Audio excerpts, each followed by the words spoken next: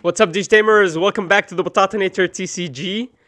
Here at the Batatonator TCG, we're still learning, we're still growing, we still want to become one of the best Digimon TCG players, and the only way for us to do this is to go through multiple phases and learn and grow. What better way for me to grow and learn about Red Omni Turbo decks from the 4th place winner, David Jung, in the PPG January 2nd tournament. He got 4th place with a very special Red Omni deck, and I wanted to just go ahead and understand his mindset in building Red. Why does he choose why does he make the choices he does make in the deck? Would he make any other choices? Is SkullGreymon actually a good card? These are all questions that I go ahead and answer in this interview, and you'll be surprised, guys. He changed my mind on a lot of things. So let's just jump right into the interview. I'll have David Jung introduce himself. If you guys like content like this, I just ask you subscribe. It's a click of a button, guys. So let's just jump right into it. Hi, everybody. My name is David Jung. I am an old TCG player, that I would say. I got into, when I first got into the card games, I got into Magic the Gathering, and I've been playing that for, I think, about 8-9 years now. I recently took a little break, and now I'm playing Digimon. Digimon mainly. The way I got into this game is actually very ironic, is that one of my friends, actually my playtest partner, shout outs to Nick McKinley. He is a great playtest player, and he's actually an owner of the online store Comfy Nerds. Nice shout out. Yeah. He and I were talking about some life, and we were just going back and forth. I was just checking up on him, and he said, "Hey, there's this new card game that I want to play, and it's called Digimon." And I was like, "Yo, Digimon? Yo, Digimon used to be my favorite show when I was a kid, so I'm super down to play test with you." And ever since we did that, I fell in love with the game, and I started grinding. We play test, I think, like at least 3 to 4 times, like a week. At least we try to. That's awesome. Do you guys ever get those playtests out on video? Is there anywhere we can catch you on YouTube or on Instagram, anywhere social? Honestly, we don't do anything socially due to, I don't know. It just feels weird to have like a setup when it's literally me and my friend at a kitchen table. We're just playing games, and that's what we're doing. Get it. Yeah, and I mean, like, we were thinking about like launching a YouTube channel and things like that, but he launched his new online store, and I'm about to go back into school next week, so things don't work out that way. So we decided to take a break on playtesting, but I am down to playtest on like Tapped Out and stuff. That's if amazing. Anybody wants to reach out to me. So you only play on Tap Out? On Tap, is that what you said? Yeah, Untapped. Okay. So how old are you? You said you're going back to school? Yeah, I'm 23 years old. I am currently a junior in college. I am trying to become an elementary school teacher. At least that's the goal right now. That's amazing. Yeah. Hey, I'm a substitute teacher, right? Oh shoot! I did not know that. But I mean, I'm boasting here, but I already graduated from school. I did engineering and everything. I never found an engineering position. Plus, I never liked the manufacturing field. But like teaching, being around students, I don't know. I think I've had the passion, and you can tell a little bit you can see a little bit of that in my YouTube channel. I'm always trying to bring value, educate people, and educate myself as well at the same time. I'm a complete noob in Red. Thankfully, I brought you here today, David Jung, the 4th place Red Omni, amazing Red Omni deck. Can we call it Red Omni Turbo? Is that what you would call it? Yeah, that's what I think. Yeah, Red Omni. We'll call it Red Omni. It only has 3 Omnis and it's red, so we'll call it Red Omni Turbo.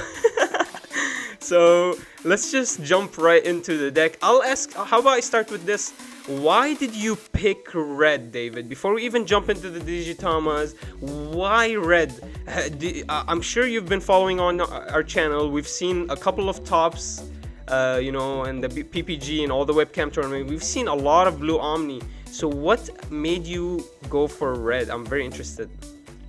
So the thing between blue and red that's very different is the fact that blue has a little bit more card draw, but is slow at taking down your opponent's security, while red is a little bit faster, don't draw as many cards, but is kind of combo-like, and you can just take out 4 security in one turn. And I have done that before, and Absolutely. I have OTK'd my opponents. I've OTK'd Nick many times with decks like this. And the main point of the deck is just hammer into your opponent's security. You want to make sure that you go up to your level 5s. You want to make sure you want to go up to your level 6s. And once you go to the level 6s, that's where the bread and butter of the deck is. I know that you want to talk a lot about it. I saw your video. I know, the level 6s. Yeah, and then you talk a little smack. I was like, No, I have to show you what's up. I tend to offend everybody I make a video and talk about, so I don't know why, I just come off, angry. Yeah, oh, good. But yeah, the red is just that it's so good at just destroying, like just taking away your opponent's security. So, like, sure, blue Omni has that patient game. Once you go to late game, you can kill him faster. But like, if I just kill you before you get to your Omnimon against blue Omni, and I just destroy your security, and I just attack you, and all you have to do is play a bunch of Grizzlymon, then like at that point I won the game. So Exactly. that's how I play. Interesting. And also, you have one of the best option cards in the game with Gaia Force. Yep. It's just the best. Exactly. It's the best right now. I mean, I'm pretty sure with the upcoming sets it'll change, obviously. But Gaia Force, hands down, the best option card that you can Absolutely, that is available. I absolutely agree with you. And the eight cost I feel like is absolutely balanced for any that it just takes out anything, and also activates insecurity. Absolutely balanced card, and still one of the strongest cards in the game. So interesting to see such a I love how Digimon can manipulate stuff like that. And then I want to ask you this: so you actually would play red just for the security. So what is your best matchup, do you think? What is Red's best matchups in terms of being able to just kind of push your opponent, be aggressive, and he cannot respond? What were you hoping to go against? Or were you actually ready for blue? I was actually ready for all types of matchups, because in a tournament, you can't just tech against one deck. Especially with sideboards not being a thing in this game, and especially mulligans not being a thing in this game, you are left with a broad term, or like a broad game plan. So my thing was just prepare for every single matchup I can. If I get lucky, or if and specifically target blue Omni, purple, and green, because those are the top 3 decks that you see. But like centralize there, and then you just go broad. So I started from what I wanted to fight against, and then I went that way. Yeah. Absolutely. Right now, if you guys don't know, the 4 colors that are topping the most, and this is not to say anything bad about the other colors, but we see these as the most popular. It's blue, red, into green, into purple. I think green is a little bit more popular than purple, just by a couple. And so these are the decks that we're seeing topping. And so you were expecting all these matchups. You didn't have a favor. You were actually ready for all of those. So we can just jump right into your deck selection for all these matchups. If you want to start with the Digitama, go ahead and explain to us your thought process in going with a Koromon over the other Digitama. So 9 times out of 10, as I said, you're attacking into security as a red player. So once you go up to level 6 is when the Koromon takes off. And that's literally all I was looking for, the plus 1k. If you look into my 6 slots, you have an 11K, a 12K, and a 10K right there.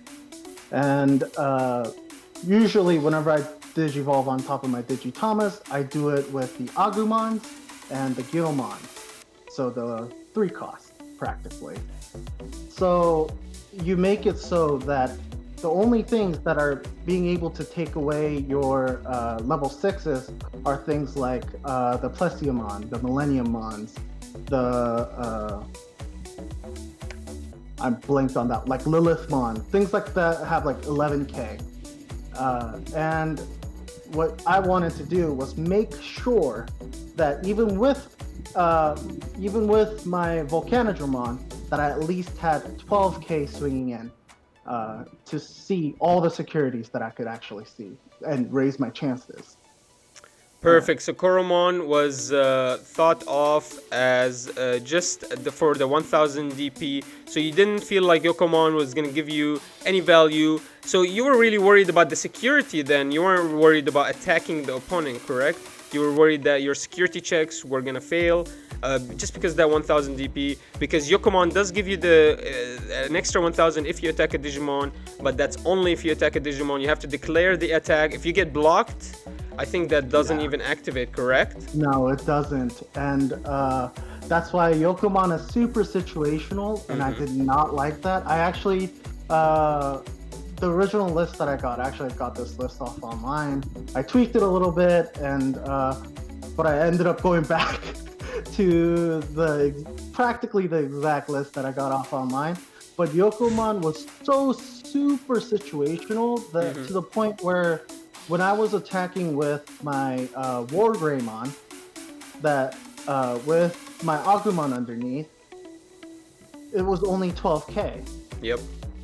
And I needed it to be a 13K because up against Blue Omni or even Tidamon Green or Purple, that I wanted at least 13 in there because that is like one of the highest things that you can do. Like Millennium Mon is the 13 one. And that's the only outlier, and a lot of purple decks just run 2. So, so I wanted 13. Like, that was the number. Like, 13 was the number. 12, 13. So Koromon was there just so she can get you the 1000 extra DP, just so you can stay safe when you attack the security. And I think that Digimon TCG, at least for the first English booster, they did this on purpose. You see Blue Omni runs 4 Upamons. They always have that single Digitama that's more favored, that gives you better options. I think the Digimon TCG for sure had this as a calculated play, just to drop down the easy Digitamas. Only one of them is actually viable for you. Usually all the others are just for fun, and then later we'll see them develop. Like there's the other Digitama, the red Digitama, that if you have piercing you get plus 2K. That's insane. That is so strong. I cannot wait till we have a little bit more piercing so we can start using that. That's literally one of the strongest Digitamas I've ever seen in my life, and I can't believe it's just like casually hanging out from the first set. So just wait for those piercings. Hey, you might never know. You might see me back here in like a month and be like, hey, these are actually the things to run, actually. Exactly, yep. All right, so I'm really interested in your rookies. We're running here, and I'm not showing I'm not showing anybody the stats, but as we can see here, we're running 14 rookies. So we're running pretty casual. I think it's very regular. It's exactly what Blue Omni runs, 14 rookies. But the way you run your rookies is absolutely different than any other Blue Omni I've ever seen. I've only seen Blue Omnis go for the 2-cost hardcast Digimon, the rookies, whereas you went for 8. So can you explain to us your thought process behind that? Yeah, this all goes back to the security thing. You have some games and you have some times where you just don't draw any champions, where you just don't draw any level 5, like level 4s, level 5s. You just get to those points where you're just kind of stuck. And the only ways to really climb out of that, especially in red, because in green you have Mimi and you can, hatch and, do something cute, stuff like that. But in red you don't have that. That's why, hatching, sequencing your hatches is very important in Red. And sometimes you just turn into Red Rookie Rush, is what I like to call it. You just turn into that deck. Okay. And the reason, and if I can, I hate the term that we use now, choking your opponent. I want to say limiting your opponent. When you limit your opponent to like 1 or 2 memory a turn, especially when opponents up against Blue Omnis or wherever, when you can limit their memory to 1 or 2, you're able to fight that so much better. Because more memory, because one thing that people have to realize is that if you think it's a bad play, then you don't have to make it. An opponent just goes to 3. Yep. But if you make the bad play and you put them at 8, 9, even 7 or 6, once you make that play, you give your opponent more wiggle room to climb over you. So it's very important, for me at least, to limit it down to a sizable number. Interesting. So David, you kind of recognize you don't have a lot of draw, and you wanted to just toss them out whenever you have. You don't want to limit your options. I don't want to give, because I get it sometimes, because you don't have the draws. There's no evo. You can't really evo anything on. You don't have the setup correctly. You have a level 5 and you have a rookie on the field, so you can't really evo anything on it. And so I totally get it. You just want to toss them out. And I'm gonna come back to these rookies in the level 5s. I want to ask you something in the level 5s. If it has to do with the rookies, and but the rest of the rookies are just the extra 1000 DP. You mentioned how important that is, and it just makes sense. Yeah, absolutely. So I like your 2-cost minions, Digimon. You just toss them out in any problem, and you just give your opponent, and you keep him on 1. Did you feel like that was really beneficial to you? Did you use that all game long? Was that something you got your opponents, with? You felt extremely comfortable hard casting these rookies every time you had. I mean, I guess you had to. Yeah, like every time that I was stuck, I was so eager to just play them out because it gives your opponent pressure. So all of the little 2-cost dudes that I just toss out there, they can check for another security. So it's the simple thinking of Rookie Rush, right? Like you just spam out your guys, and they can take away your security at no problem whatsoever. So it's the same mentality with these guys. And plus, if we move into champions, if we segue over there, it's really bad when you digivolve a Koromon on top of the 3-cost dudes, so the 𝐂𝐎𝐍𝐿𝐿mon and the Guilmon. You want to do it with Dark Tyranno or Greymon because they give you a little bit more utility going into that. Yep. So when I play those dudes out and opponent builds a huge board, or like builds up to like a Impmon, like Night Raid Bezelmon, and they take away one of your guys, it's like, oh, Koromon, I have a free Digivolve for 2, and I draw. So, and I'm not losing anything in exchange for that.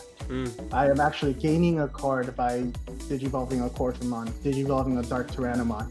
And I have won games where I just go Dark Tyrannomon swing, and that was just enough so that I didn't die on the crackback and stuff like that. So actually playing rookies, you just don't ever see anything bad with it. It's actually really beneficial. And if you don't need the rookie, if you don't like it, next turn you can just evo it. Exactly, perfect. So I really like this setup. Do you think Blue Omni would run something close to this, or is that not beneficial? Is this only beneficial to Red? I think this is only beneficial to Red, especially because I play both decks. And I just think that this is really beneficial to Red only because the 3-cost, the inherited ability on the 3-cost in Blue are very important for the deck of Blue Omni. With Red, the inherited effect is literally all you're looking for. Like with the card pool that we had, all you're looking for is plus 1k. Yep. And with, as we talked about with the Koromon, it's like plus 2k, and that's what I could find. Yeah.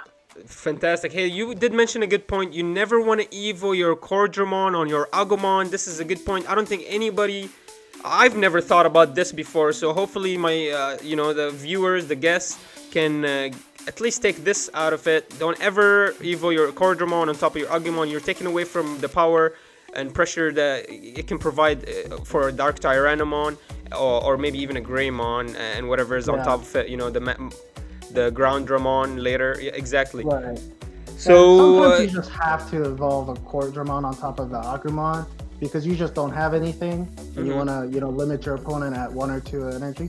And in that case, it's a feels bad moment, but you have to do it in order for you to win. So, it balances itself out. But that's where your argument comes in, where maybe a couple extra small rookies is better, so you can just toss them out and get the Koromon next turn. So your level 4, I would say, is pretty, regular. I say it's regular because the only real, this is what every Red Omni Turbo deck is gonna run, I think, the Dark Tyranna into the Greymons. But there is another Greymon, I think it's a promo Greymon that was combined with the Agumon. I'm really interested in your opinion, because you did mention you love the push, you love the pressure. And that Agumon does give the 2 extra K, and the Greymon gets the extra security from the Agumon. There's really good, I see a lot of collaboration working in Red. Did you ever try that strategy? Did that just not benefit you, and you just went off? Basically, you preferred the Dark Tyranna over the regular strategy, or did you just never try that?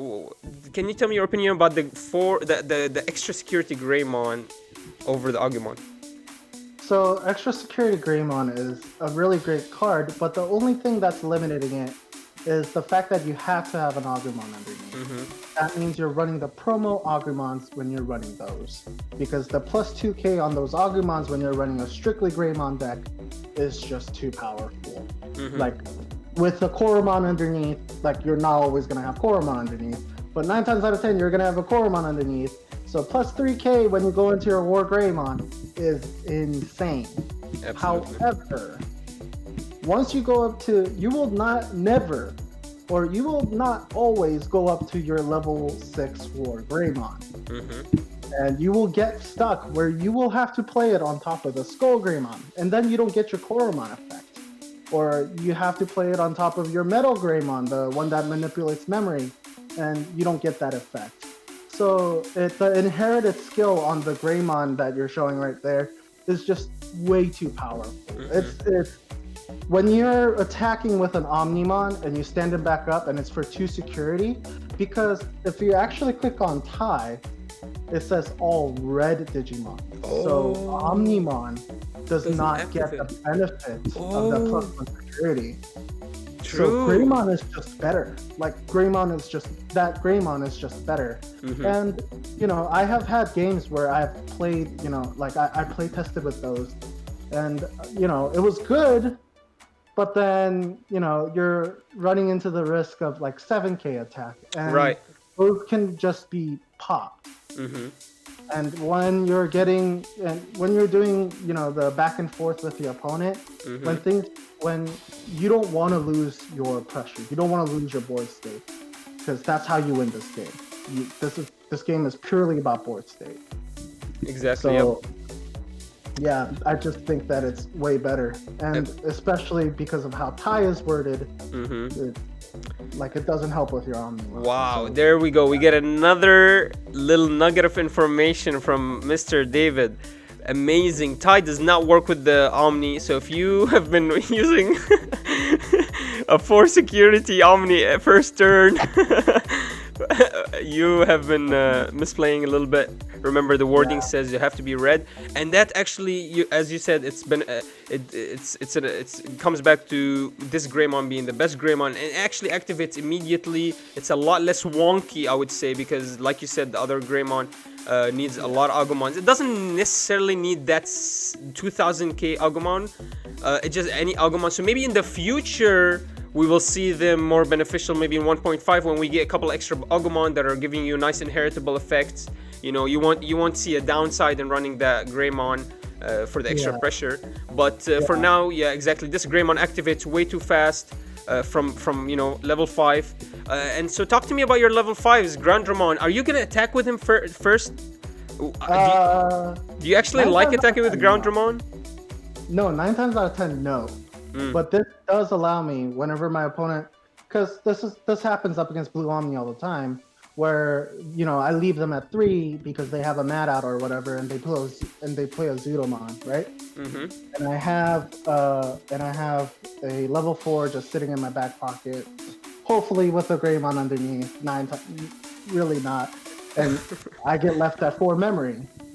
So by moving him up, Groundramon into Phoenixmon, I am then allowed to attack with 2 security at minimum if I have the Greymon underneath. If I have tie, I attack for 3.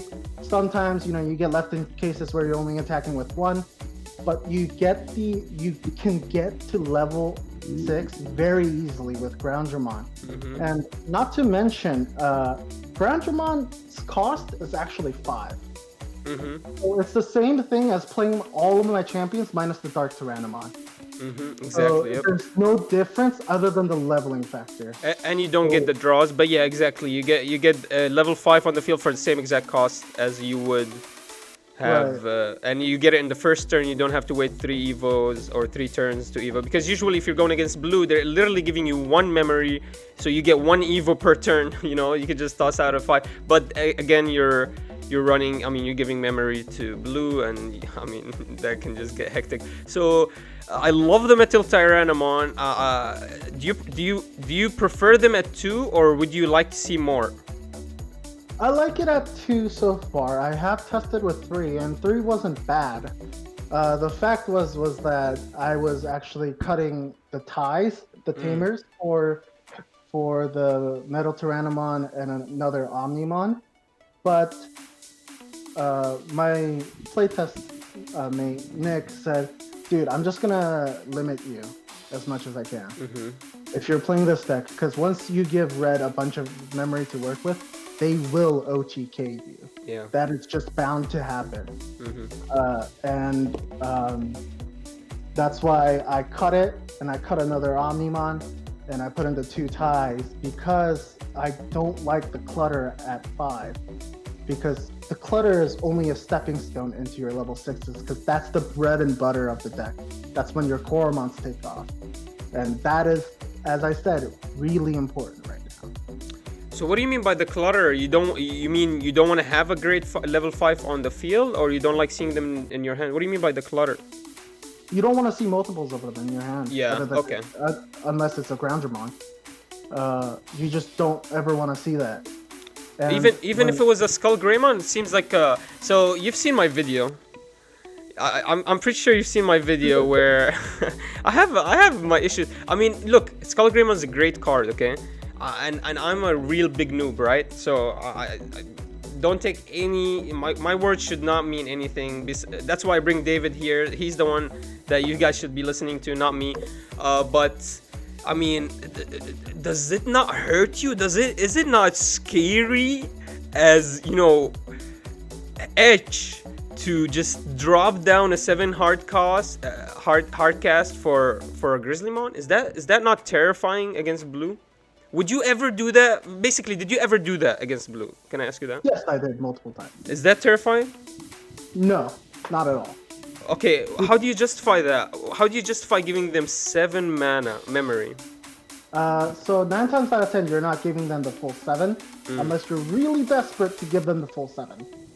9 times out of 10, you want to leave them at 5 or at 4 with these guys. The thing is that with the SkullGreymon, what is the good thing about it is that you're getting a body on top of a removal. So if I have 3 dudes out and you have 2 dudes out and one of them is a blocker, aka Grizzlymon, Woodmon, Cherrymon, Biomon, like there's just so many good blocker targets because blockers are OP right now. Okay, yeah. Like this is such a strong tempo play because, like, let's say even if we're at 2-2 and we're dead even, I blow up one of your guys, you go down by 1 and I go up by 1. So there's 2 gaps right there. That is 3 securities going into you, or potential of you going into it. You have to answer this, or else I'm just going to go into my level 3s and I'm just going to start swinging at you.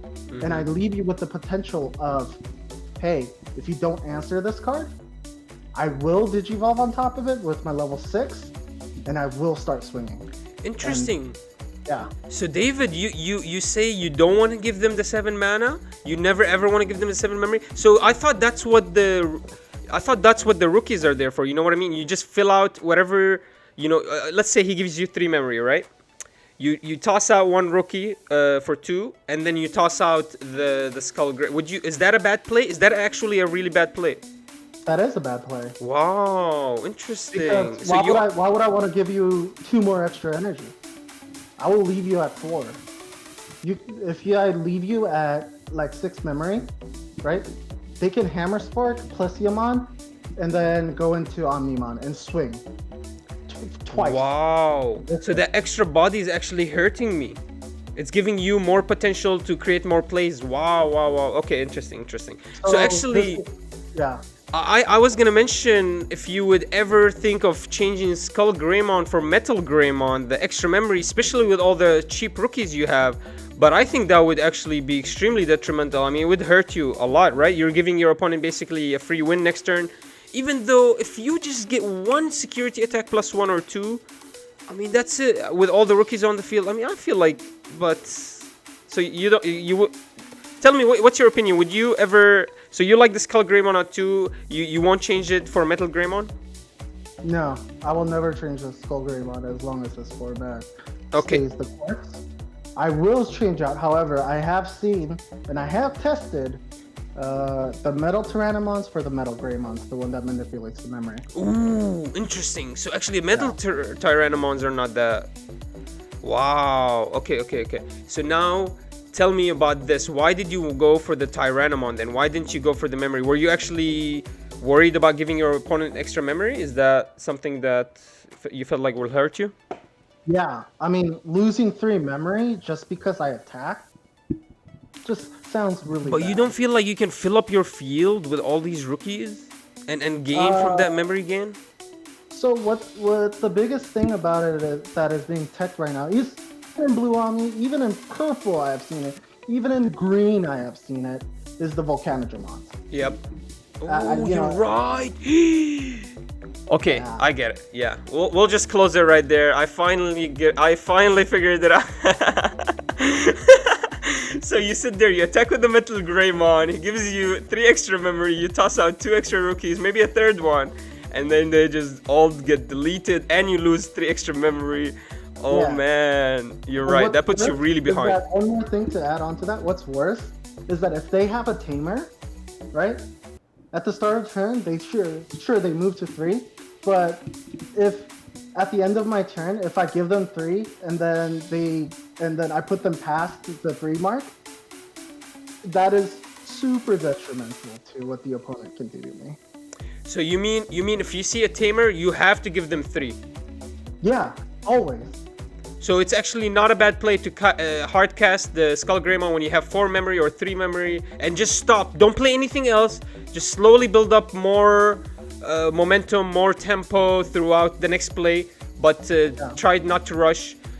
Interesting. See, this is where my Digimon TCG noobness shows. Digimon is such a unique game, even to the other Digimon card games. It's I would not say there's anything intuitive about it. Everything is extremely scientific. Honestly, I would say this is a chess game. You know what I mean? Everything is studied. One bad move 3 turns ago can haunt you and will bring you down. If you don't understand your opening plays, if you don't understand the opponent's opening plays, you will lose. I mean, it's perfect. I would say it's extremely scientific, extremely intelligent, and man, I'm a dumb person, so I'm more like everything has to be obvious. So if the TCG is not like Yu-Gi-Oh, where I just run an archetype and just play it, and it's intuitive to me, you know what I mean? Everything just becomes extremely hard. So actually, I used to think that SkullGreymon was bad because you're giving your opponent 7 memory, but actually your opponent, if he has a tamer, this is actually the best play you can make, because you're not giving your memory, you're not stopping at 1 memory, so you're not losing 2 extra memory and giving him free memory, and you actually gain a body, they lose a body, and you're slowly building a tempo. And you also have a level 5, and they lost one of their strongest units, which is a blocker. But you will always keep SkullGreymon at 2. You will never add anymore. Is that a good number too? So I have tested it at 4, and 4 is way too much. The thing about it is that the SkullGreymon's body is a little bit too frail. It's only at 7k. A lot of things can kill things at 7k. Yeah. And even if I do have the 1k buff, or even the 2k buff from the promo Wargreymon, you know, it still gets blown up.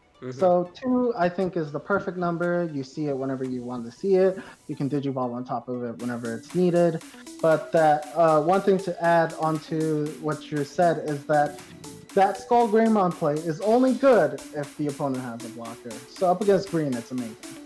Interesting. Yep, exactly. Perfect. So yeah, but we can expect blockers in this meta right now. I mean, for sure, everyone runs 4, so we can expect, and everyone's afraid of rookie rush and stuff, so we can expect blockers. And actually, man, you're slowly changing my mind on the SkullGreymons, because I think it's a little better than the Chimera. I mean, Chimera does take out a level 5, but you lose a body for that. So if you're not set up and you're not ready for the Chimera, you actually cannot play him, or you lose really hard when you play him. You kind of like basically take out one of your best Digimon, or you don't get to attack with the Digimon, so you can use the Chimera. So actually this is a little better, because you don't even need to use your own Digimon. You just eat one of his. I'm slowly changing. I'm not 100% yet, David. Maybe later in a couple of more videos. But yeah, I believe in SkullGreymon at least 70% right now. I actually really like that. And yeah, 2, you know, I don't think you want to see him at 4, just because, like you said, there's only 4 blockers, and that means you might see these guys more than you see actual blockers. Yeah. So yeah, I brought you to 70%. Yeah. When you were completely cold on them. So I was at 0. I was like, you guys are. I must be bad, or you guys are bad. One of us is bad. But yeah, absolutely, I was absolutely at 0. But yeah, man, whenever I think of this compared to the Chimera, compared to other hardcasters, you know, I used to think of this, especially when I saw your deck. I was like, oh, a lot of rookies. So you want to if you have 3 memory, toss 2 out, and you're already in advantage. But no, you don't want to do that. You want to actually try to control the opponent if you can, and SkullGreymon is literally one of the only options that Red has to control the opponent. So absolutely makes sense to play those, and you're running them at 2. You're not hurting yourself too bad. So absolutely, maybe I'm at 75% at this point. Okay, moving on. So these, you have to explain to me your thought process. Why the 2 Phoenixmon? Did you just want to fill up more security, and did you just run Wargreymon because the 11k body over the Volcanic Dramon? Is that one of your decisions? Please talk to me through this. So the Wargreymon is very, very useful, because if you get left at 9 or even 10 energy or memory, you can go into Wargreymon, into Omnimon, and you still get the Digivolve effect, because it says this Digimon. So if you Digivolve on top of that Digimon, then Omnimon gets another security attack. So I have OTK'd a person because they Piedmon me or something like that, and I went Wargreymon, Omnimon, and then I just destroyed their security, and I attacked with a Coromon for the win. Wow. Absolutely. Wow. So Wargreymon, yeah, with the regular Greymon, that's a 3 security attack, and then you get an Omni that attacks twice. That you just ended the game right there. I mean, almost. If you have one more body, you're just literally from the first attack. That's insane. And actually, I have seen some purple decks getting a little confident, you know, with their, second turn. They actually get rid of their rookies early, just so they can get that second turn Piedmon or whatever. So I've seen some confident purples, and this actually can put a stop to that really early. Wow. Yeah. Amazing. And the other clause on Wargreymon, Digimon doesn't activate security skills on option cards if it checks. Super useful. Absolutely, especially against purple. Caucus Breath, Trump Sword, anything that people are running to counter your play, Wargreymon just stops it. Wargreymon just says no. Unless you can kill me because you played like a Millenniummon, or I hit a an Omnimon, you don't get any effect. Mm-hmm. That's it. That's all it is. So yeah. Fantastic. And would you take? How come only 2 Wargreymons and 3 volcanic Dramons? What happened there? What was? Tell me the whole mindset through these Phoenix Mons at 2 and Wargreymon at 2. What's the 2? Where are you getting this number 2? Is this like, where do you guys get this number 2 is actually good? I'll see it enough times. So the total number of level 6s that I wanted in my deck when we first started testing was the magic number of 7. Mm-hmm. Okay. The reason why I put in more Volcanodramons, because I used to test it with 4 Phoenix Mons, and you just turbo out your stuff. And actually, Right. one of my closer friends on Discord, has it at 4. And there's nothing wrong with Phoenix Mon at 4 because you're wanting to go into your you're wanting to go into your Omnimon. The fact of the matter is that I'm only running 3 Omnimon because I need space for my Tamer and I need space for my rookies. Mm-hmm. So spamming out Omnimons is actually not that beneficiary. Mm. And 9 times out of 10, when you're playing Volcanodramon, you're not really thinking about digivolving at first. So You're thinking about blowing up your opponent's board. That's what you're thinking about when you're playing Volcanodramon. And Volcanodramon is just so good right now in the format, especially up against purple. Like I faced against purple Rookie Rush in my PPG tournament, and he got me game 1, but game 2 I literally went Volcanodramon, Omnimon, and then brought Volcanodramon back, and then Volcanodramon him again when he built up his board, and then wow, like you just blow up opponents' boards with Volcanodramon. It has that much potential. Wow. So David, you did mention the magic number is 7. Where did you get that magic number? Because in red, right, you can just digivolve with the Volcanodramon. And the magic number of 7 is just that unless you're running 4 Omnimons, the math of it becomes 2.333, repeating, right? Or 2.666 repeating. Brain's not working right now, so statistically, you have more chances of going up into the Omnimon at 7 if you're running. Perfect. So this is a calculated play again. I was talking to David Chu. He had a calculator that he uses. Do you use something similar to that? You use calculations in your in deck building or just play testing? I'm really, ironically, as an Asian, I'm very good at math, so I just use my brain. Nice. But I have, as David said, like before, like you use your calculator, and if you're not good at math, just use a calculator. There's nothing wrong with using a calculator. Perfect. But, So, yeah. So the 3 Omnis, did that hurt you? Did you? Because I know red doesn't have any draw. So I did mention that in the video that because you don't have any draws, if you're running 4, there's potential you'll never see the Omni because you're gonna evo once a turn, maybe twice maximum. So you're only gonna get 1 draw, maybe 2 maximum. And if you're running only 4, that's about 1% of your deck. You're never gonna see, or what is that? 10% of your deck. There's potential to see them. It's just that red doesn't draw. Did you ever feel like?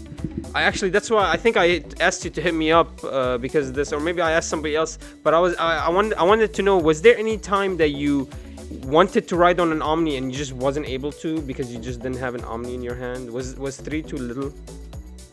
No, 3 was never too little. 3 was just the right number. So 3 is a good number for Omni, huh? That's why every blue deck is running only 3.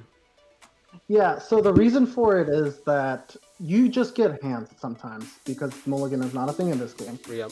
Yet, you just get hands sometimes where you're stuck with 3 Omnimons in hand and nothing to work with.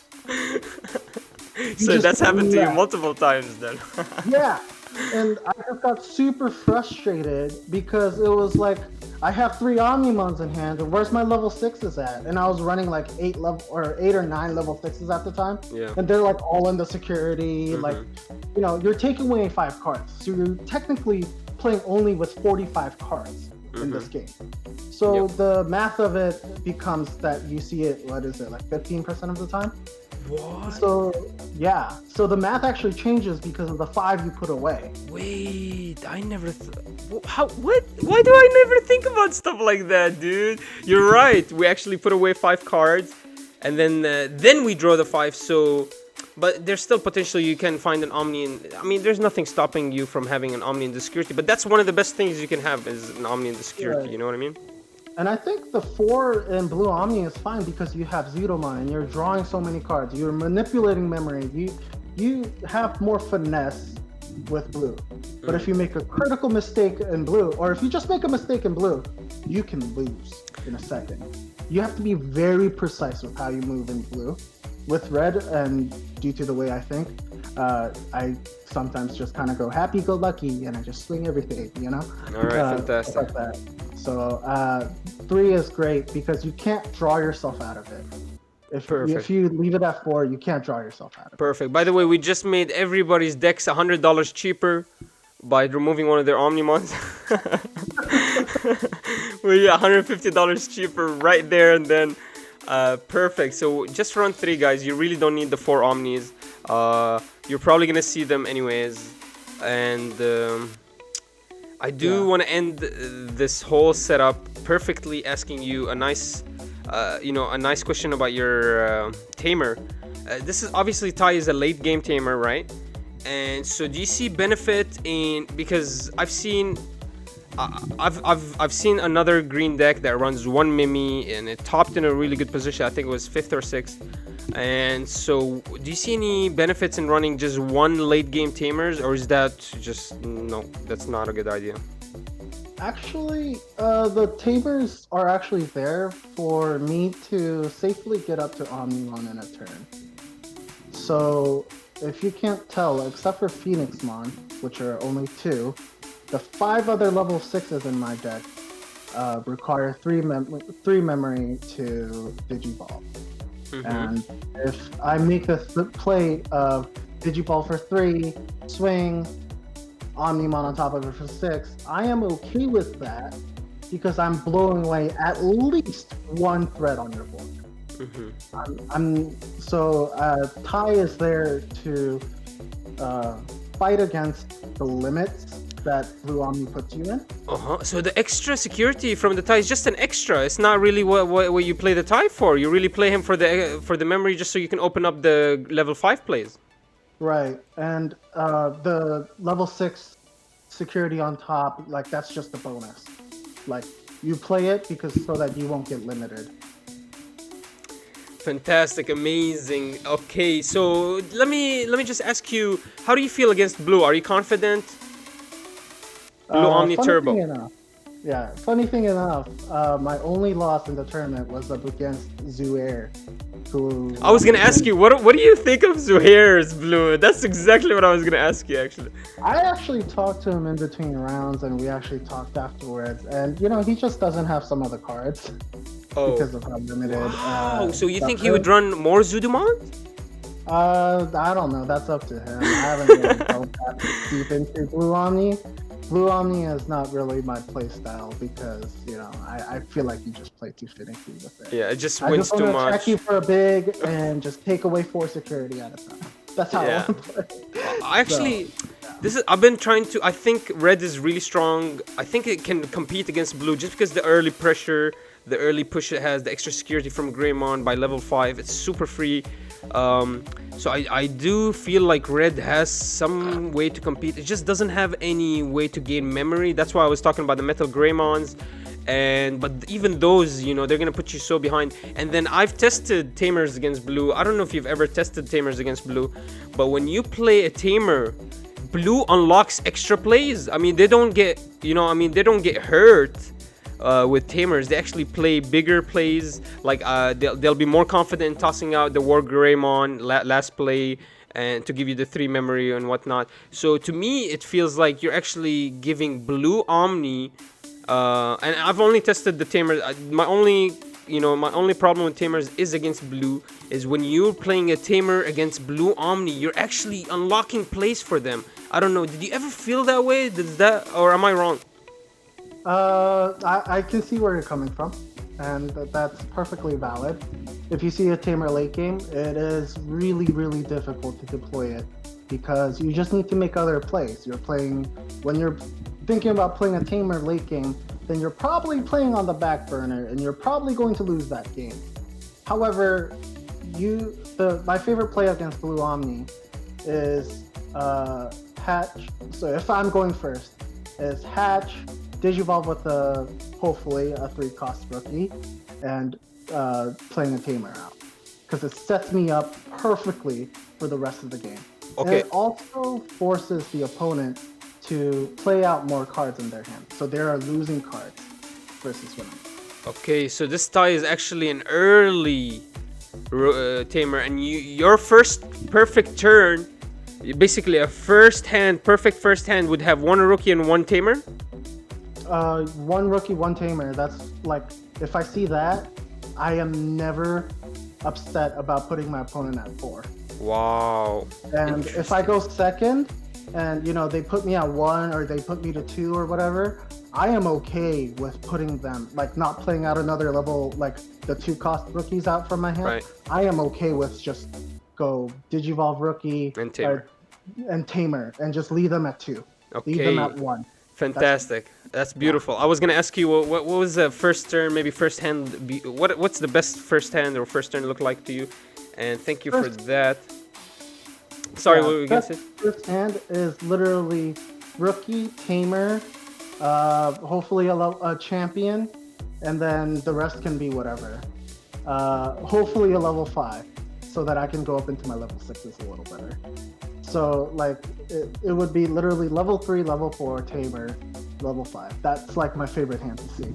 And then if I see a Gaia Force in there, that's like perfect. Perfect. Thank you so much for explaining that. I know a lot of people, this is very beneficial to them.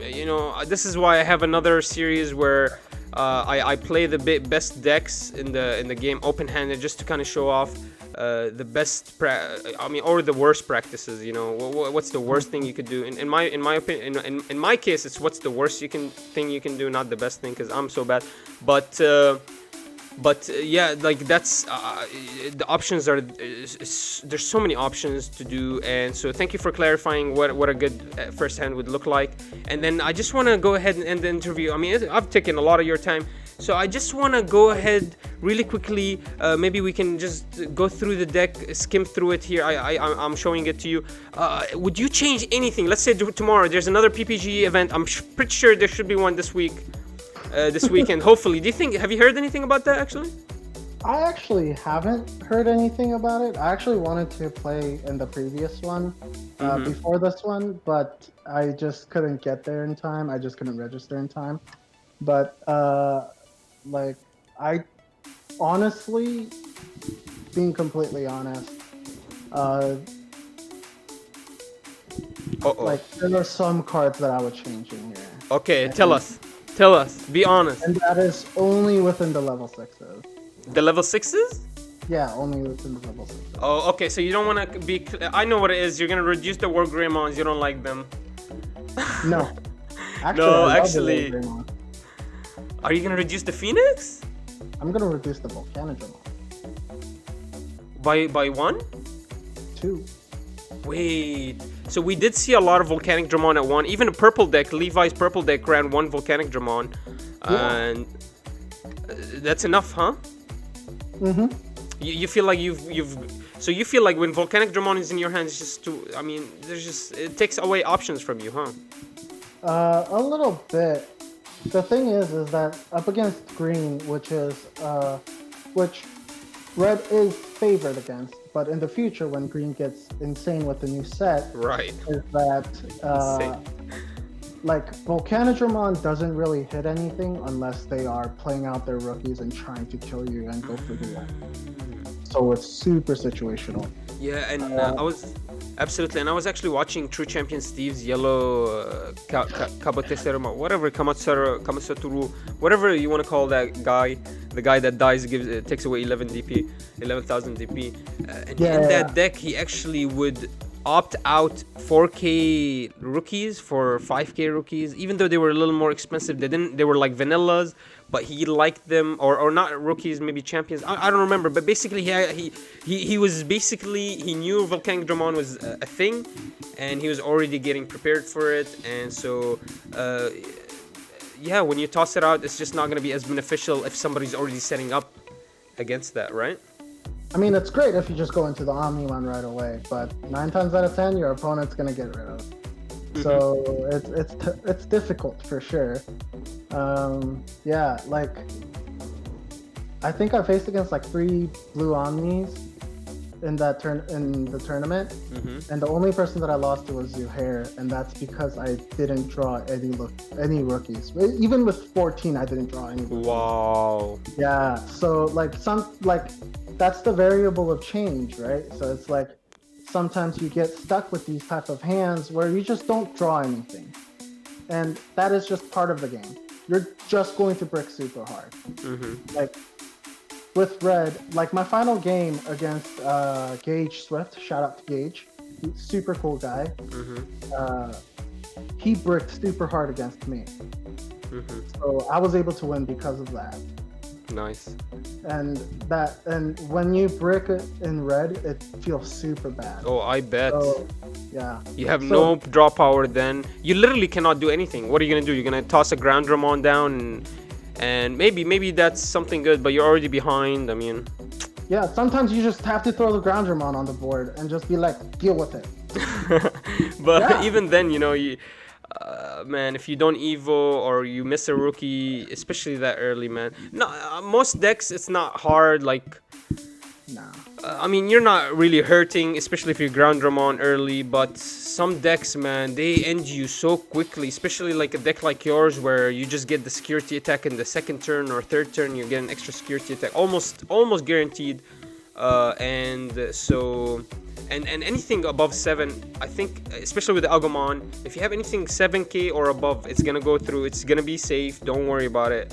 I think anything at 7 is a little iffy, but anything above 7, I'm very comfortable attacking with.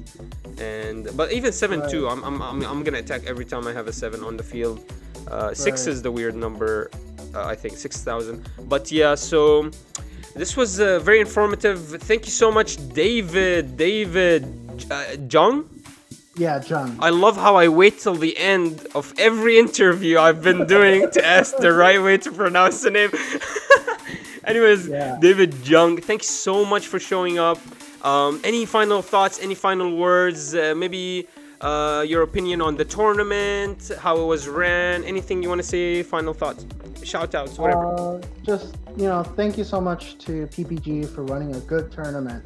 I had a few disconnect opponents and stuff like that. I had some choppy opponents, but they were able to just sit there with me, go through everything. I just want to thank them so much. Thank the judges, thank the tournament organizers for running a smooth show with no drama. It was so smooth. They had amazing shoutcasters. I don't know, you obviously weren't listening because you were playing the game, but I was listening. True Champions team was amazing. True Champions team. Make sure you guys subscribe and follow to him. He makes really great Vanguard, Zero, and Digimon content. But yeah, David, amazing run. I honestly didn't watch all your games, but I mean, you're there in the 4th. What did you win in the end? I got 4th. I won 8 packs and like the super hype or whatever, which is like a super fancy deck box. But I honestly didn't play for the prizes. I just played to have fun, and I think that's the most important thing into any game that you play. Like, don't take it too seriously, because once you do, you take the fun out of it. Like, just play the game. Just have fun. Don't start yelling at your opponents because they are not playing the way you want to play. Like, you are going to get ostracized out of the community. Just play the game. Just have fun. Like, that's all I can ask for. Fantastic. Thank you so much, David Jung. Thank you for the exclusive interview here at the Batatanator TCG. An amazing run. Congratulations on your win. I know we're going to see you there again. You have a brilliant mind, extremely bright. You're already going to school, so we know you're going to become an engineer or a doctor, right? One of those two? Actually a teacher. Oh, right, that's true. You did tell me you're gonna be an elementary school teacher. I that's where we shared our. So, but yeah, if you need any tips on how to spank the kid, no.